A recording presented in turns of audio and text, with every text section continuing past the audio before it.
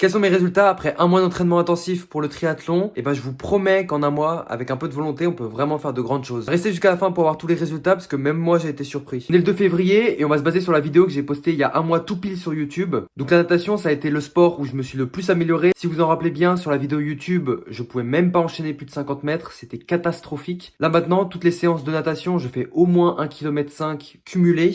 Ce qui me semblait vraiment impossible au début. Donc à hauteur de 3 séances par semaine, en seulement un mois, il y a eu vraiment une amélioration énorme. Et ça fait vraiment plaisir. Donc après la natation, on retrouve le vélo sur lequel j'ai fait une grosse impasse. Il fait beaucoup trop froid et j'ai toujours pas de vélo de course. Faut que j'en achète un. Mais vous inquiétez pas, de toute façon, je vais faire une levée de fonds. Je vais ouvrir les parts de Kairos Adventure. Donc le vélo, on passe pour l'instant et on se retrouve au running. Et au final, il y a eu vraiment aussi pas mal de progrès sur le running. Je faisais environ 2 séances par semaine. Et franchement, au début, je faisais des 5 km, 4 km, du fractionné, etc.